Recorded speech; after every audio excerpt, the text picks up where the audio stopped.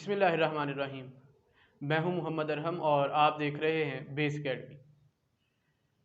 Second year mathematics में हम chapter number 3 को डिस्कस कर रहे हैं। तो अब हमारा जो इसमें आर्टिकल स्टार्ट हो रहा है वो है डिफरेंशियल इक्वेशंस का। तो ऐसी इक्वेशन जिसके अंदर एटलीस्ट एक जो डेरिवेटिव है किसी डिपेंडेंट वेरिएबल का with respect to some independent variable मौजूद हो, उसे हम डिफरेंशियल इक्वेशन कहते हैं। या दूसरे लफ्ज़ों में एक ऐसी इक्वेशन जिसके अंदर जो डिफरेंशियल है वो मौजूद हो, तो हम उसे डिफरेंशियल इक्वेशन का नाम देते हैं। मिसाल के तौर पे अगर मैं कोई इक्वेशन लिखूं,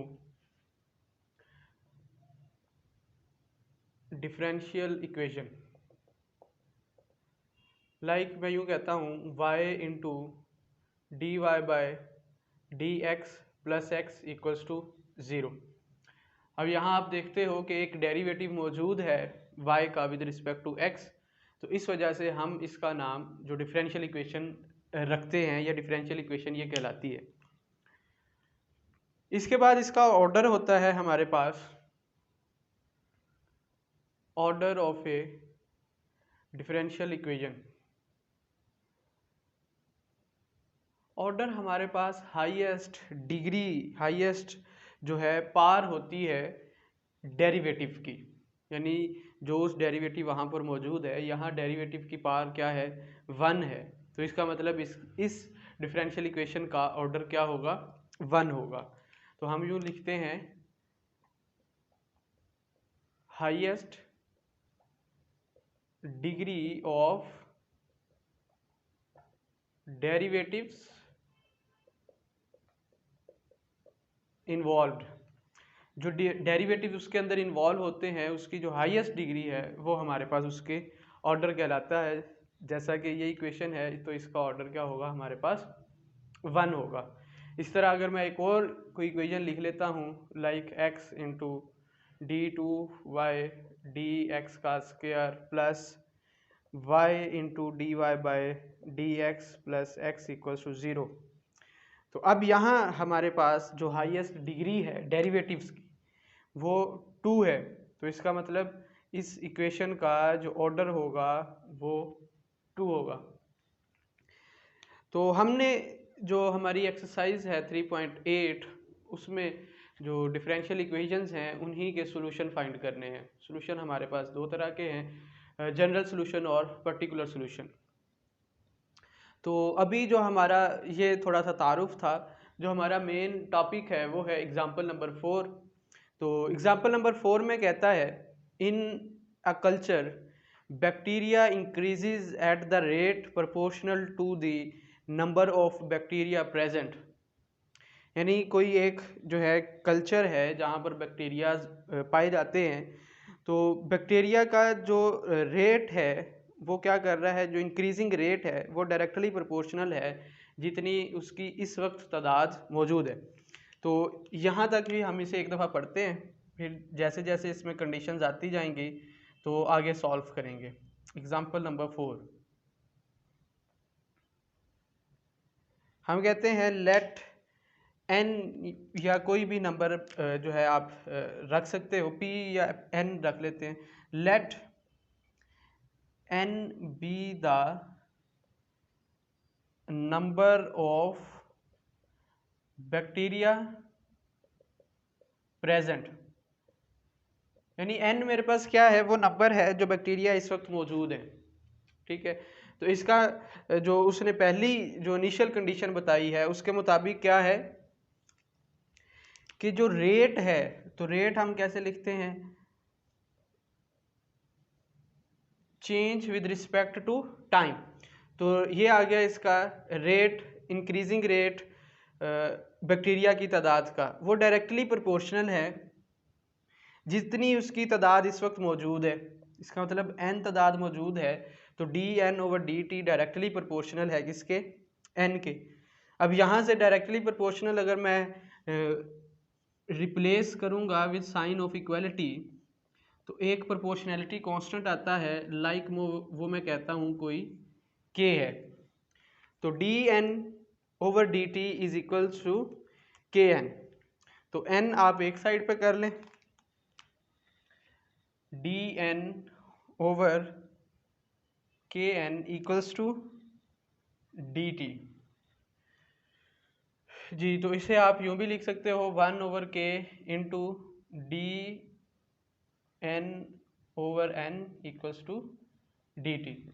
दोनों तरफ आप इस पे इंटीग्रेशन अप्लाई करें। अप्लाइंग इंटीग्रेशन या फिर इंटेग्रल साइन, तो वो हो जाएगा 1/k sign of integration D N over N equals to D T.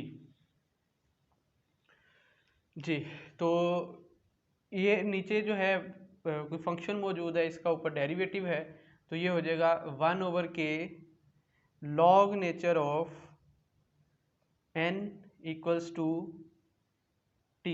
इसकी भी इंटीग्रेशन करनी है, दोनों तरफ अप्लाई की, तो 1/k into log nature of n plus some constant, like हम उसे c1 का नाम दे देते हैं। जी, तो ये k इधर डिवाइड हो रहा है, दूसरी तरफ ले जाएंगे तो मल्टीप्लाई होगा, तो l n of n equals to k T plus k c 1। जी, तो यहाँ पे आप दोनों तरफ जो है लॉग ले लो, ठीक है। पहले एक और स्टेप कर दो, log nature of n equals to log nature of e।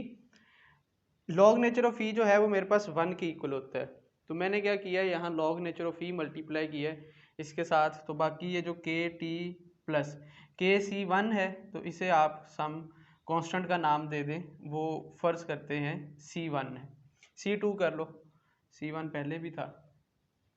जी, तो ये हो जाएगा log nature of n equals to, ये अगर आप इसे शुरू में लिखो, मैं इसे ब्रैकेट लगा देता हूँ, तो इसे आप शुरू में भी लिख सकते हो, तो ये हो जाए K T plus C2 log nature of E. हमें पता है लॉग के जो असूल के मुताबिक जो यहाँ पर कोफिशेंट होता है वो इसकी इंडेक्स भी बन सकता है ई की, तो हम इसकी इंडेक्स बना देते हैं, पार बना देते हैं, तो ये बन जाएगा फिर log nature of n equals to log nature of e raise to power के टी प्लस C2।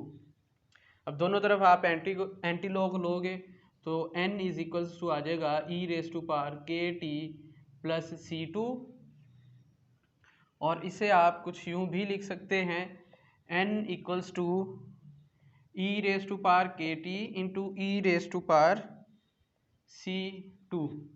अब ई रेज टू पार C2 ये भी क्या होगा, सम कांस्टेंट होगा, तो इसे हम c का नाम दे दें, तो फिर ये हो जाएगा n equals to c e raise to power के टी। ले दी, ये वो हमारे पास इक्वेशन आ गई है for the number of bacteria. यानी अब हमने क्या किया, एक फॉर्मूला बना लिया है कि जिसमें हमारे पास अगर C हो, K हो और T हो, तो हम क्या कर सकते हैं, number of bacteria find out कर सकते हैं। तो अब हम इसका नेक्स्ट जो है ना मूव करते हैं। नेक्स्ट कहता है इफ बैक्टीरिया आर 100 इनिशियली, यहीं पर रुकते हैं, इफ बैक्टीरिया आर 100 इनिशियली, तो हमारे पास जो फर्स्ट कंडीशन आ गई, कंडीशन नंबर 1, बैक्टीरिया जो हैं वो 100 हैं इनिशियली, मतलब n हमारे पास 100 है, टाइम तब क्या होगा, इनिशियल की बात हो रही है तो टाइम 0 होगा, तो इसे आप नाम दे लें कोई, लाइक मैं इसे 1 का नाम देता हूँ, तो put n is equals to 100 and t equals to 0 in 1, then we get 100 equals to c e raise to power k into 0, तो ये हो जाएगा c e raise to power 0 equals to 100, और यहाँ से e रेज टू पार 0 1 है, तो मतलब 100 c आपके पास 100 के बराबर आ जाएगा। इस c को आप इस 1 के अंदर पुट करें, तो 1 जो है putting c equals to 100 in 1, we get n equals to 100 e raise to power के टी। इसे आप इक्वेशन 2 का नाम दे लें, equation 2। Now if bacteria are 100 initially and doubled in 2 hours, यानी टाइम जब हमारे पास कंडीशन नंबर 2 टाइम हमारे पास 2 आवर्स हो गया, 2 इंटू आवर्स, तो जो बैक्टीरिया की तादाद है वो डबल हो जाती है। अगर इनिशियली 100 थी तो इसका मतलब अब हमारे पास इसकी तादाद 200 हो जाएगी। इसे पुट करें आप 2 के अंदर, तो putting these values in 2 we get, हमारे पास क्या आएगा, n की जगह पे 200 equals to 100 E raise to power k as it is, और t की जगह पे 2 आ जाएगा जी। तो ये हमारे पास 100 2 पे कैंसिल हो गया, तो 2 equals to e raise to power 2k। अब दोनों तरफ आप लॉग ले लें, तो ये हो जाएगा log nature of 2 equals to log nature of e 2k जी। तो एंटी लॉग नहीं लेना, लॉग नेचर ऑफ ई जो है 1 के बराबर होता है, तो ये होगा log nature of 2 equals to 1 raise to power 2k, so हम कहेंगे 2k, तो ये 2k के इक्वल आ जाएगा, ये आपका जो है 1 के इक्वल होता है जी। तो यहाँ से 2k है, ये 2 रेस टू पावर k नहीं है, 2k जी। तो यहाँ से हमें k की वैल्यू चाहिए, तो 2 दूसरी तरफ जाकर डिवाइड होगा, तो k इक्वल्स टू आ गया 1/2 इंटू लॉग नेचर ऑफ 2। इसे आप इक्वेशन 2 के अंदर पुट करें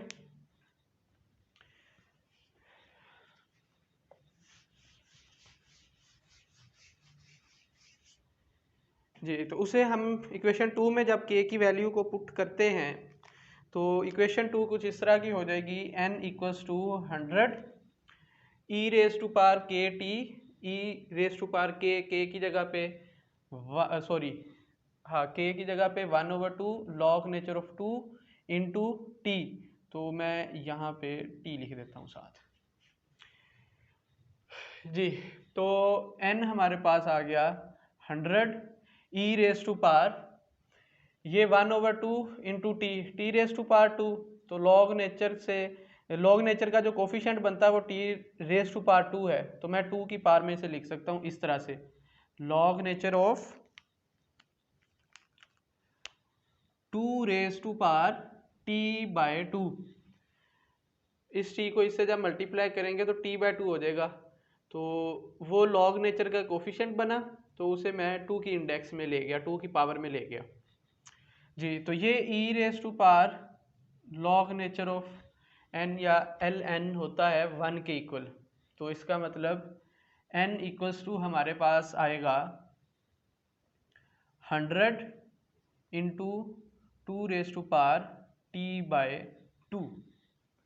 इस इक्वेशन को आप कोई नाम 3 का दे दें, 100 into 2 raise to power t by 2 जी। तो अब हम इसकी थर्ड कंडीशन की तरफ मूव करते हैं।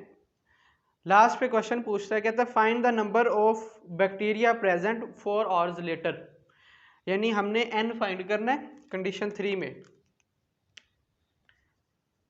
कंडीशन 3 n कहता है फाइंड करो, और जो टाइम है वो 4 आवर्स हो गया, इसका मतलब t हमारे पास इसमें 4 आ जाएगा, तो n हम फाइंड कर सकते हैं इसमें, तो n इक्वल्स टू होगा 100 into 2 raise to power t की जगह पे 4, सो 4 बाय 2, तो ये होगा 100 into 2 raise to power 2 2s are 4, तो 2 की इंडेक्स हो जाएगी 2, तो ये आएगा 100 into 2 raise to power 2 4 equals to 400। तो हम कहेंगे कि जो 4 घंटों के बाद बैक्टीरिया की जो तादाद है या जो नंबर्स हैं वो 400 होंगे। ठीक है जी, दोबारा से इसका एक खुलासा थोड़ा सा कर लेते हैं। उसने आपको कहा था कि जो रेट है ना बैक्टीरिया का इंक्रीजिंग रेट, वो डायरेक्टली प्रोपोर्शनल है उसकी जो इस वक्त तादाद मौजूद है। तो हमने यहाँ से जो इक्वेशन बनाई वो बनी dN/dt इक्वल्स टू Kn। इसको हमने जो इंटीग्रेशन अप्लाई करके n की वैल्यू फाइंड की, तो जो n की वैल्यू हमारे पास आई, ये सिंप्लीफिकेशन करने के बाद n इक्वल्स टू, सॉरी ये है n इक्वल्स टू CE⁻⁻KT। उसके बाद उसने कंडीशन दी थी आपको कि n 100 है इनिशियली, यानी t तब 0 होगा। तो हमने इस कंडीशन में जो n है उसे 100 रखा और जो t है उसे 0 पुट किया, तो c की वैल्यू हमारे पास 100 आ गई। एक जो कांस्टेंट था, जो अननोन था, उसकी वैल्यू हमारे पास मौजूद हुई 100, वो हमने यहाँ पे पुट की। नेक्स्ट हमने उसकी दूसरी कंडीशन यूज़ की। वो कहता है कि 2 घंटों के बाद जो बैक्टीरिया की तादाद है वो डबल हो जाती है। तो हमने क्या किया, T2 पुट किया और N 200 पुट किया इस इक्वेशन के अंदर, इक्वेशन 2 में। तो इस दफ़ा हमारे पास जो K है उसकी वैल्यू आ गई। इस K को हमने दोबारा इक्वेशन 2 में लगाया, तो जो n के लिए इक्वेशन बनी फाइनल, वो हमारे पास बनी n इक्वल्स टू 100 2⁻T/2। तो अब हमने इनिशियल जो कंडीशन 3 थी उसे यूज़ किया। कहता है नंबर ऑफ बैक्टीरिया फाइंड करें आफ्टर 4 आवर्स, यानी T हमारे पास 4 था, n हमने फाइंड करना था। तो इस फॉर्मूला में हमने T की जगह पे 4 पुट किया, उसे सिंप्लीफाई किया, तो जो नंबर ऑफ बैक्टीरियाज हैं वो हमारे पास 400 आ गए। तो ये था अभी का लेक्चर। इंशाल्लाह नेक्स्ट लेक्चर में आपसे मुलाकात होगी। तब तक अपना और चैनल का ख्याल रखिएगा। अल्लाह हाफिज़।